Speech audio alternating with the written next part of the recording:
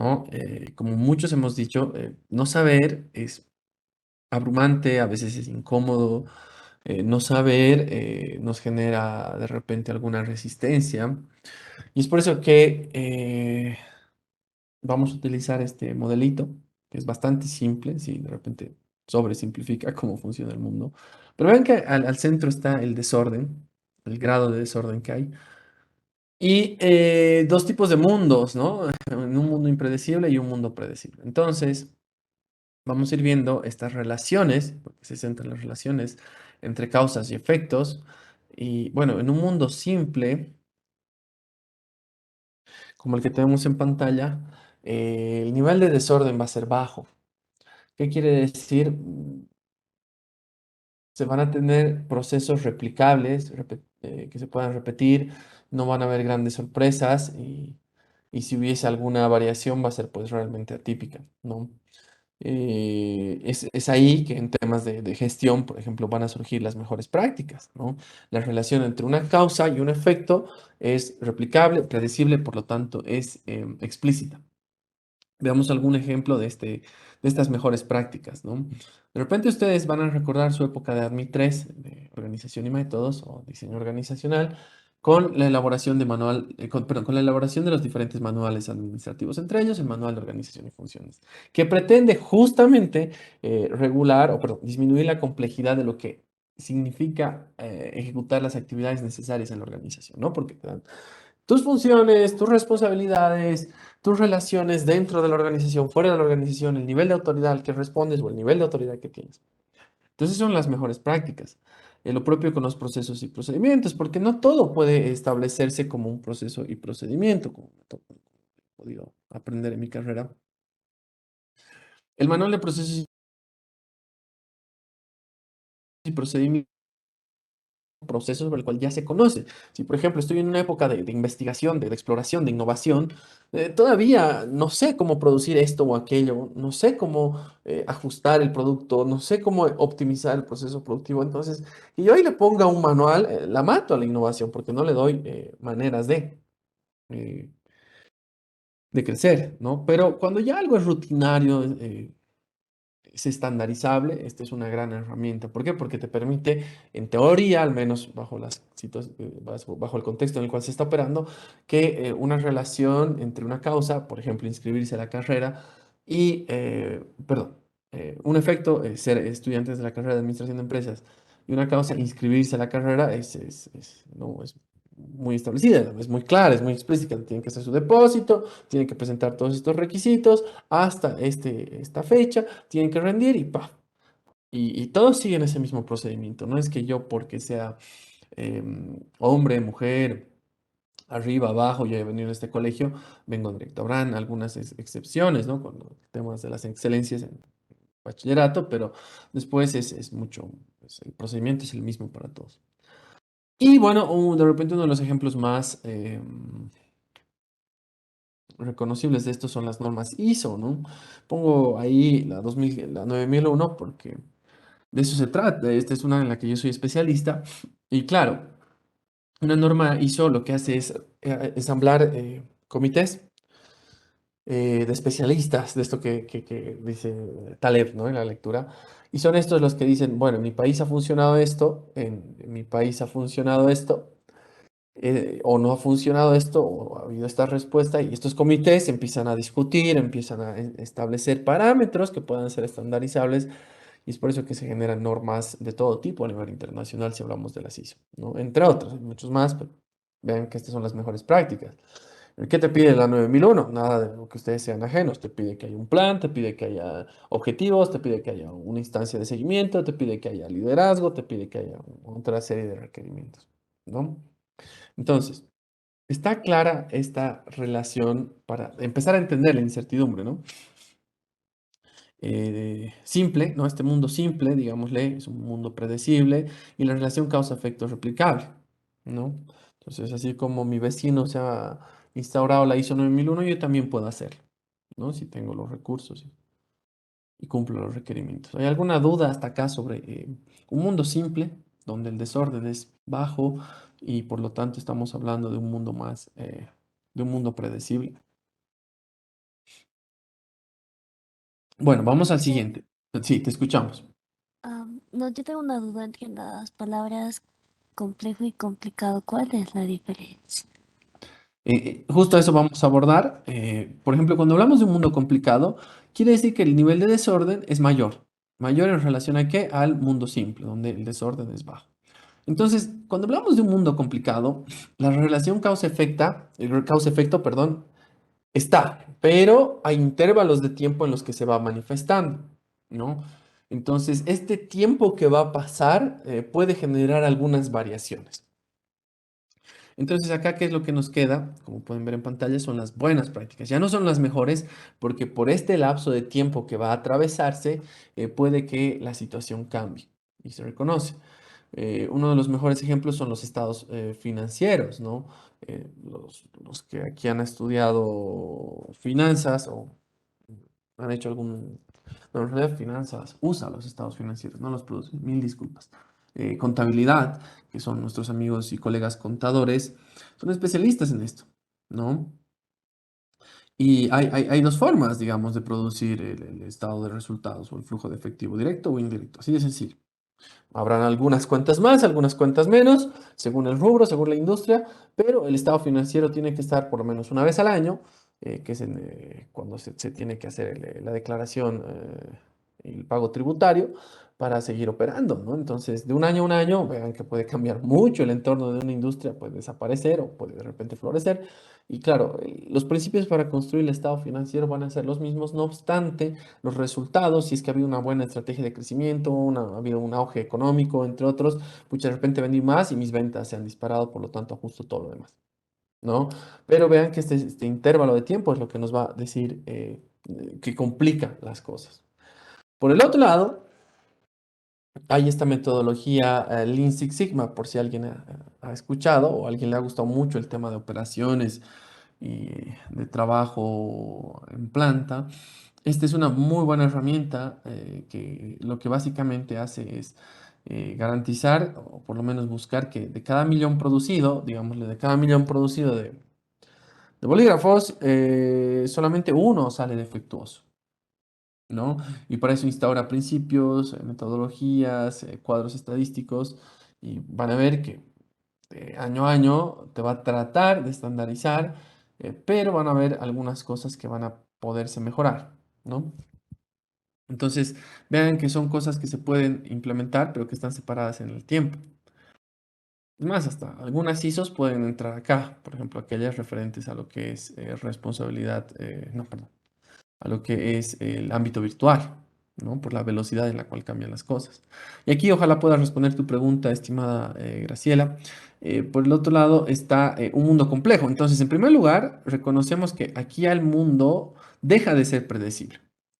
Deja de ser predecible. ¿Qué quiere decir? Que ya estamos operando en un mundo donde el desorden es mayor y por lo tanto ya no sabemos puntualmente qué es lo que va a pasar, ¿no?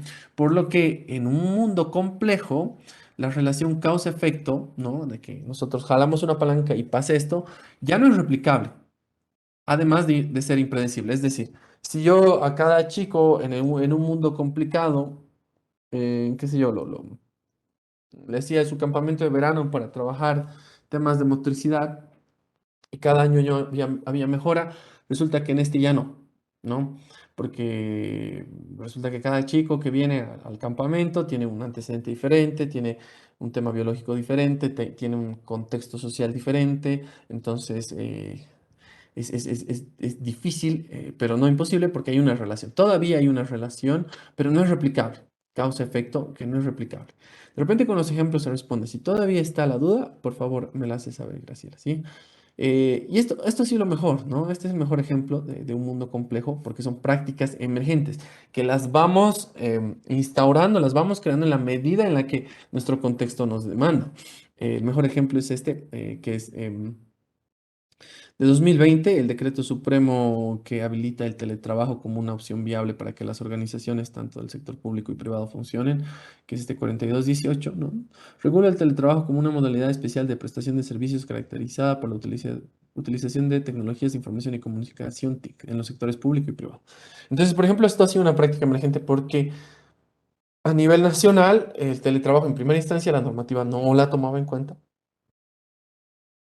En segunda instancia, no se habían hecho trabajos profundos de qué es lo que se requeriría, porque no solamente es ponerte internet y una computadora y trabajar, ¿no? Sino que las relaciones personales, interpersonales van a cambiar y todo eso, ¿no? Entonces, por esto ha sido una respuesta a lo que se vivía en ese entonces, que era el pleno auge de la pandemia, ¿no? Graciela, no sé si está más clara esta diferenciación. Sí, sí, lo de lo predecible e impredecible sí, pero yo me iba más a lo que son los conceptos como tal, porque Ah, yo ok. tenía entendido que es similar, para mí era lo mismo. Ah, ok. No, no son sinónimos, no son sinónimos, ¿sí?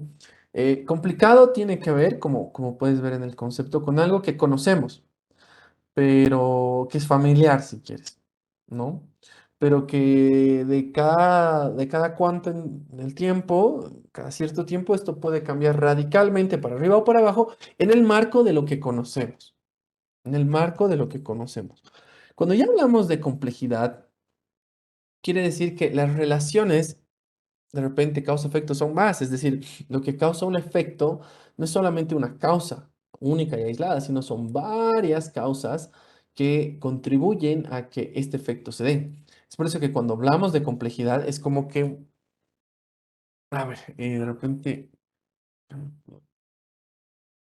sí, cuando hablamos de complicado es como que hay una relación acá y es directa, ¿no? A, si yo agarro A, y qué sé yo, digo que vaya hacia arriba, entonces el efecto B va a ser que se mueva hacia la derecha. La diferencia con un mundo complejo es que, en primer lugar, ya no existe esto. De repente tengo una A, que si yo digo que va arriba la A, en la primera iteración, B va hacia abajo. En la segunda iteración, digamos, B va a ir a la derecha. En la tercera iteración, en la tercera repetición, de repente B va a formar una estrella. Entonces acá no puedes atribuir causalidad, es decir, no, si yo hago arriba, sé que A va a ir a la derecha, sino que de repente había habido que cuando hago A, había habido una variable C que contribuye a que esto se mueva hacia abajo. Y luego también había habido una variable de temas de temporalidad, etcétera, que hace que vaya a la derecha en estos factores. Y además había habido una variable C que cuando pasan C, D y A, entonces hacemos que B se mueva como una estrella. Es por eso que cuando hablamos de complejidad es como añadir más capas de relaciones. Empiezas a identificar que no es una sola perdón, no es una sola causa, no es unicausal lo que va a generar un evento, un fenómeno. No sé si esto está ahora sí más claro, estimada Sí, Graciela. sí, licenciado, muchas gracias. Un gusto. Bueno, y ustedes dirán, bueno, licenciado, entonces nosotros vamos a trabajar aquí.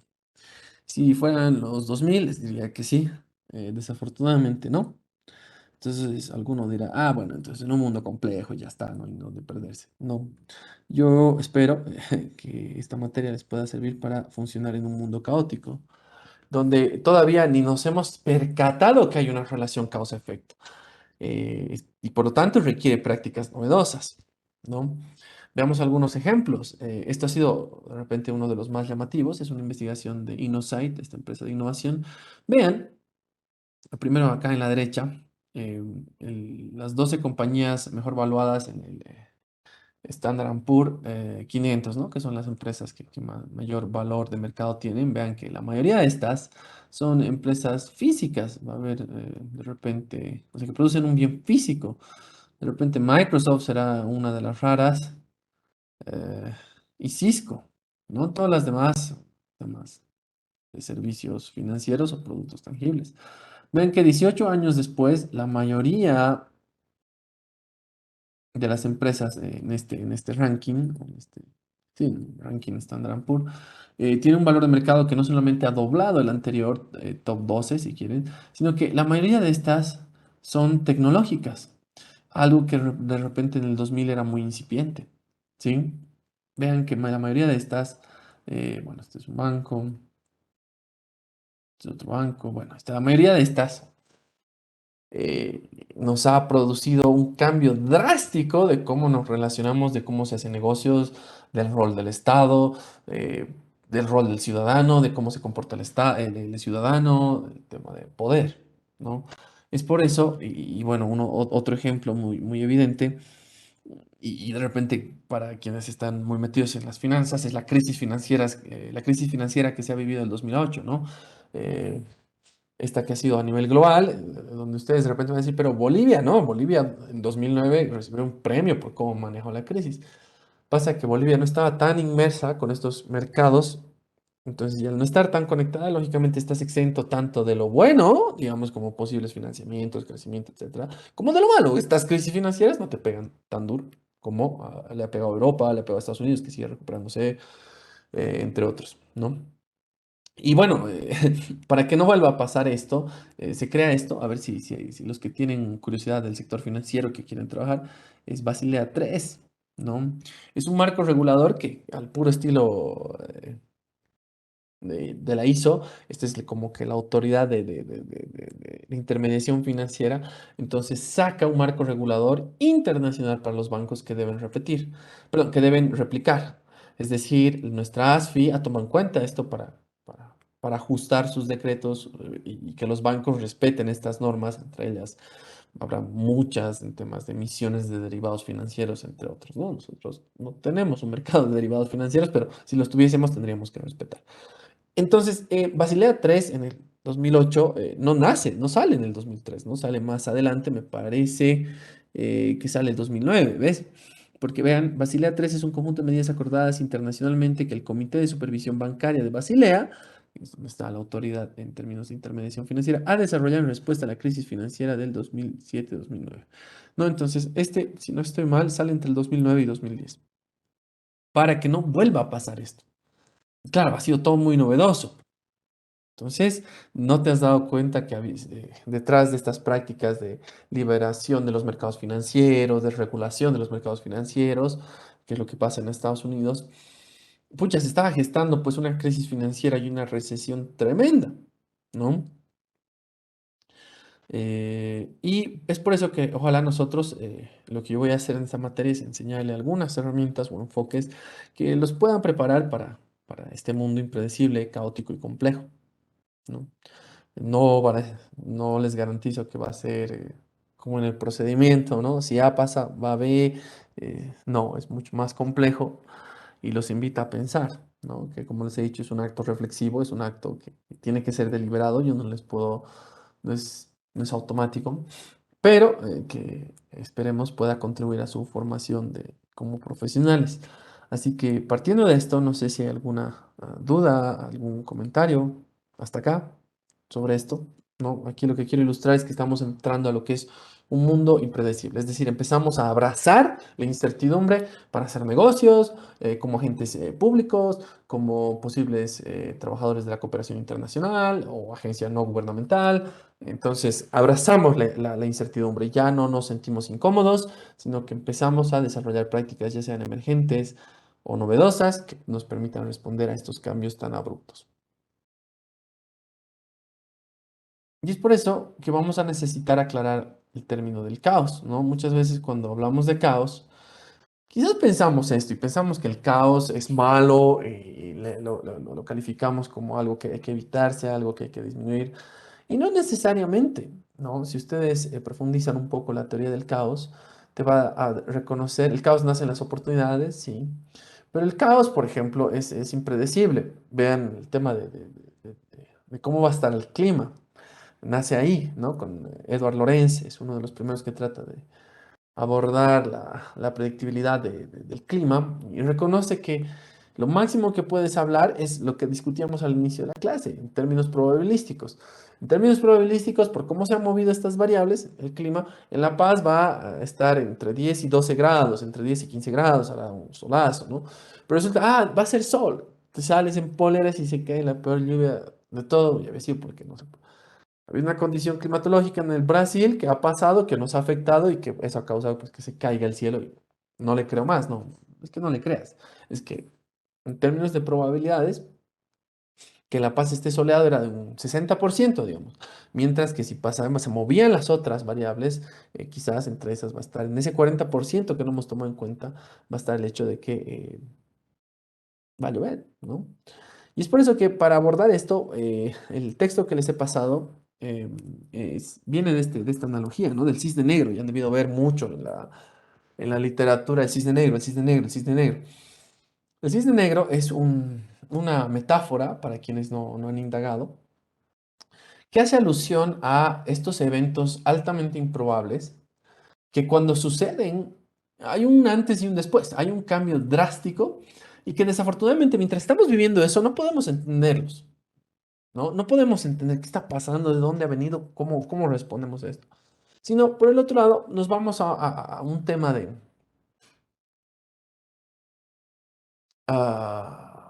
tratar de sobrevivir y una vez que ha pasado, sí, ex post se puede entender, ¿no?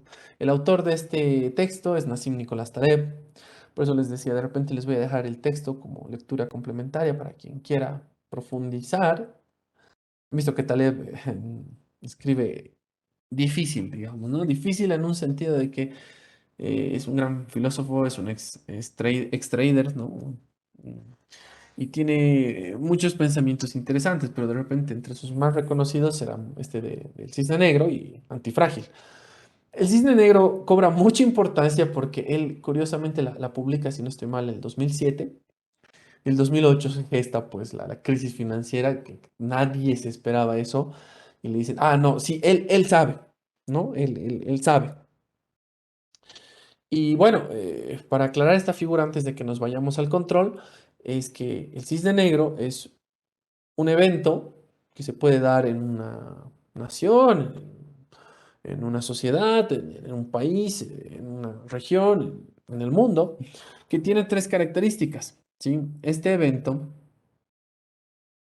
tiene, la primera característica es que es altamente improbable, por eso están estos los famosos outliers, las famosas desviaciones, ¿no? Esto que, como la mayoría estamos acá, hemos hecho nuestro modelito, al 99% va a pasar algo de lo que está aquí, y en el 1% acá, resulta que pasa este 1%, te has preparado por el 99%, porque has dicho 1%, ¿en qué va a cambiar el 1%, ¿no?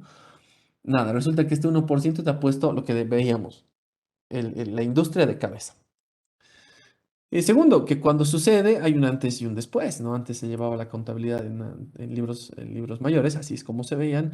Hoy por hoy, quien haga contabilidad manual de repente está obsoleto y no cumple con los requerimientos tributarios, pero y pierde mucho control, ¿no? La computadora, la computadora, la PC, personal computer, la computadora personal ha sido un cisne negro tremendo porque no solamente te ha cambiado la contabilidad, te ha cambiado muchas formas, muchas industrias, muchos sectores, ¿no? Y la tercera característica de un cisne negro, y con esto cerramos, es que se explica solamente ex post, es decir, esta frase de después de la guerra todos son generales, ¿no? ¿Por qué? Porque mientras estás en la guerra tú no tienes noción completa de cómo se mueven las variables. Y lo mejor que puedes hacer es responder, planificar, responder y reajustar, ¿no? Pero claro, después es como que sí, no, es que yo sabía, es que los analistas entran aquí, que no está mal porque nos ayuda a entender y hay productos como el Basilea 3, de acá nació el riesgo, entonces esto es lo que hay que evitar. Pero el cisne negro, recuerden que te genera un antes y un después, esa es su segunda característica. Primera, altamente improbable. Segunda característica, que te genera un antes y un después muy marcado. Y tercera, que solamente se puede explicar ex post, ¿no? Vamos a quedarnos acá. No sé si hay algún comentario o alguna pregunta. Ahí Graciela nos dice, Lick, ¿y Nostradamus cómo se lo tomaría? Bueno, Nostradamus era este sujeto, ¿no? Que tenía otras áreas de conocimiento y que hacía estimaciones. Nostradamus hacía estimaciones y lo que hay que tomar en cuenta ahí es que mucho tiempo hemos pensado que es determinístico, ¿no? Que lo que dice Nostradamus se va a cumplir o no se va a cumplir. No, la idea es empezar a aceptar y abrazar este mundo más volátil, que tiene más incertidumbre y que es en realidad más probabilístico que determinístico y decir, bueno, lo que dice Nostradamus tiene un confiabilidad al 30% de que suceda. Sí, pero ¿qué pasa con el otro 70? ¿No? ¿Qué pasa con el otro 70? ¿No? ¿Qué es lo que sucede? ¿El otro 70 quiere decir que no va a suceder? ¿O que de repente al 50 va a pasar una variación tremenda de lo que dice Nostradamus y al 20 será que no pasa ni lo uno ni lo otro? ¿No? Entonces es empezar a ver esto. Es en ese sentido. No sé si hay alguna otra pregunta, comentario. Bueno, nosotros vamos a dar el control de lectura.